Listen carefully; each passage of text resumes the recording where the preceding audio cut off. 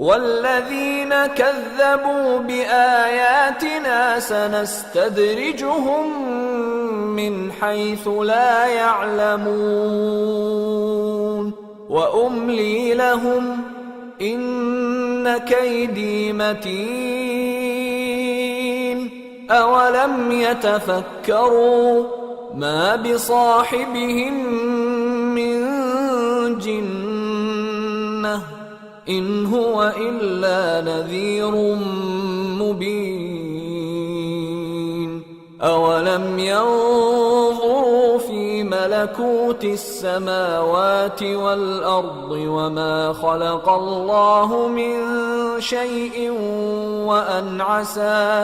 وأن عسى أن يكون قد اقترب أجلهم فبأي حديث بعده يؤمنون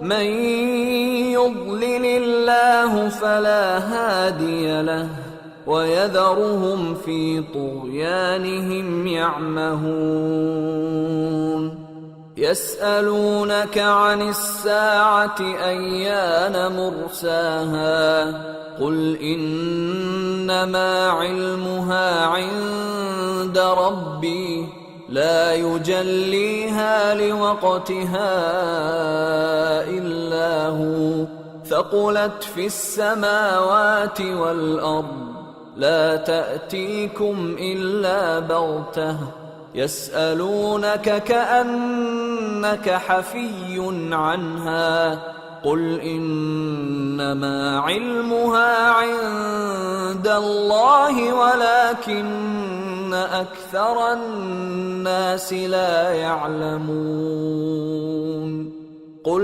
لا أملك لنفسي نفعا ولا ضرا إلا ما شاء الله ولو كنت أعلم الغيب لاستكثرت من الخير وما مسني السوء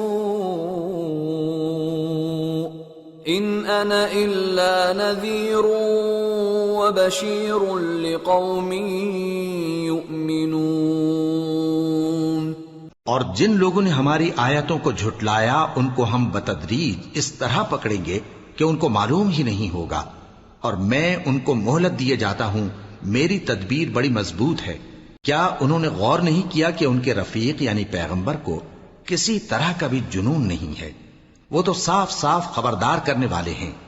کیا انہوں نے آسمان اور زمین کی بادشاہت میں اور جو چیزیں اللہ نے پیدا کی ہیں ان پر نظر نہیں کی، اور اس بات پر خیال نہیں کیا کہ عجب نہیں کہ ان کی موت کا وقت نزدیک پہنچ گیا ہو؟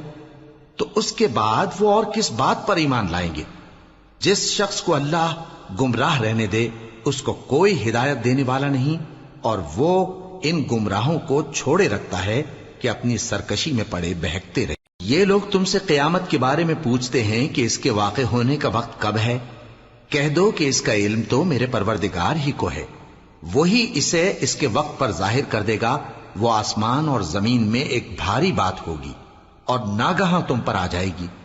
یہ تم سے اس طرح دریافت کرتے ہیں کہ گویا تم اس سے بخوبی واقف ہو۔ کہو کہ اس کا علم تو اللہ ہی کو ہے، لیکن اکثر لوگ یہ نہیں جانتے۔ کہہ دو کہ میں اپنے فائدے اور نقصان کا کچھ بھی اختیار نہیں رکھتا مگر وہ جو اللہ چاہے، اور اگر میں غیب کی باتیں جانتا ہوتا تو بہت سے فائدے جمع کر لیتا اور مجھ کو کوئی تکلیف نہ پہنچتی۔ میں تو مومنوں کو ڈر اور خوشخبری سنانے والا ہوں۔